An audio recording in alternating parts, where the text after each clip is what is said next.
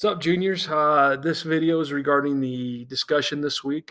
This is the week of March 30th through April 3rd.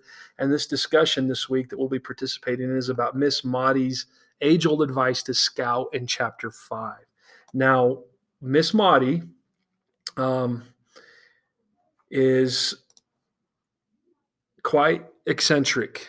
She loves to garden. She enjoys being outside, and you'll hear that her house burns down. But she's excited because she hated her old house and she wants to get a new one anyway, where she can build a bigger garden. But in chapter 5, she's talking with Scout about Boo Radley. Now, Boo Radley is a mysterious character. We haven't met Boo Radley per se, but the kids have been exchanging gifts with Boo Radley. And Boo Radley himself represents a piece of the culture there. As we start reading To Kill a Mockingbird, you'll see that there's different groups. There's your prestigious, your upper class, your upper echelon of the, your white landowning, God-fearing Protestants there in Macomb. Then you have the middle to lower class. We get into the Cunninghams, who are obviously poor farmers, and even into the Yules, who are very poor, would be considered white trash in this day and age. And then you get into the minorities. Obviously, this is pre-civil rights times, and so the African American population, they were still living under Jim Crow laws. Jim Crow laws that allowed them to be treated like second-class citizens, that segregated everything from schools to drinking fountains to movie theaters to restaurants. Everything was separate. Okay, so this is the world that they're living in, and this is the world that Miss Maudie is trying to help Scout navigate. And so in chapter 5, if you'll go to the text that I provided for you, you'll see that in chapter 5, down on page 3 here, she's telling Scout that Arthur Radley just stays in the house, and that's all. And she continues to say, "Wouldn't you just stay in the house if you didn't want to come out?" But there's a reason why Arthur Radley doesn't come out. There's a reason why there's this division, in this social division. Okay, let's go to the next page. So Scout, who's very curious, continues to ask, "Well, why? Why doesn't he want to come out?" And Miss Maudie says, "Old Mr. Radley was a foot-washing Baptist." Now, that's an interesting statement there, and some of you might have your own thoughts about what a foot-washing Baptist is. But Miss Maudie continues down here. If you continue on down here to the yellow, it says, "Foot washers believe anything that's pleasure is a sin. Did you know some of them came out of the woods one Saturday and passed by this place and told me and my flowers are going to go to hell?" And of course, Scout goes, "Your flowers too?" Yep. She says, "Yes, ma'am. They'd burn right with me.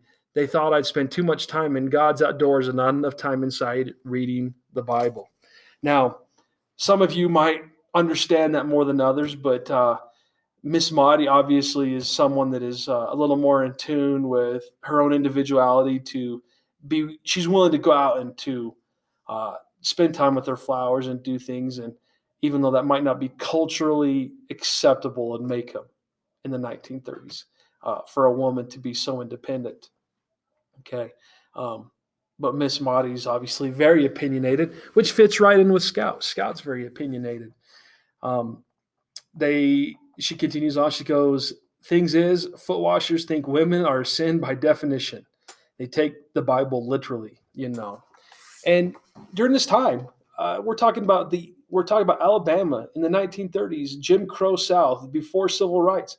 Women, blacks, and your poverty-stricken whites even were considered to be second-class citizens. They didn't have the same rights, the same opportunities, the same chances of others.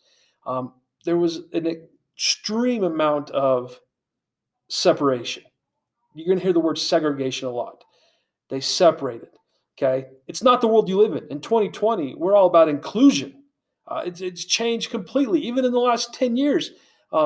Before you would never hear of gay rights, and now we have gay rights, and we have the LGBTQ faction that is gaining ground. We're including everyone, And as we shouldn't segregate.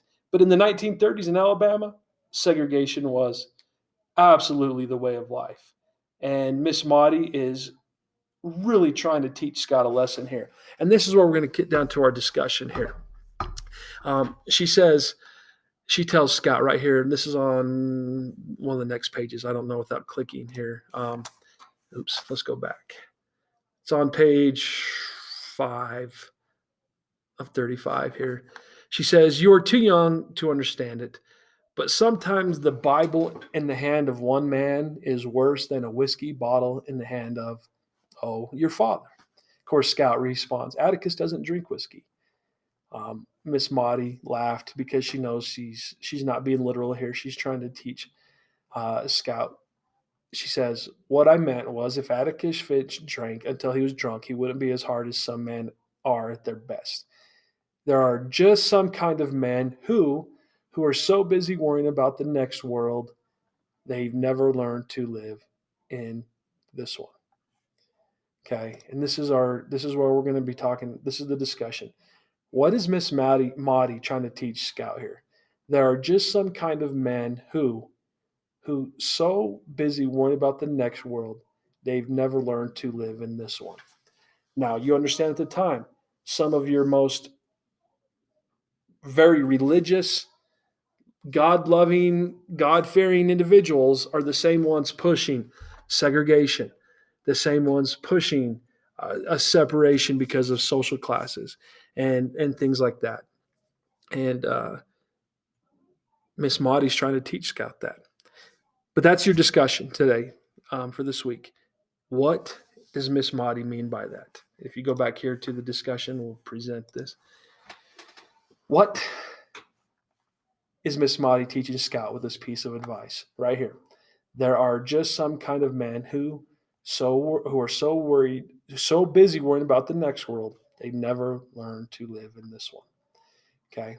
Of course, this is in your opinion. I want to express your opinion. I want you to comment twice. Of course, I want you to comment twice as this is a discussion.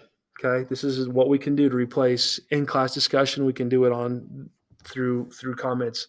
Okay, so your instructions are to answer the question, be honest, specific, and opinionated, and to comment. Do you agree with their assessment of Miss Maudie's age-old advice? Okay, so that's your discussion this week. Good luck with that. Like I said, if you have any questions, shoot me a text, call, email, whatever, and I'll be glad to answer it.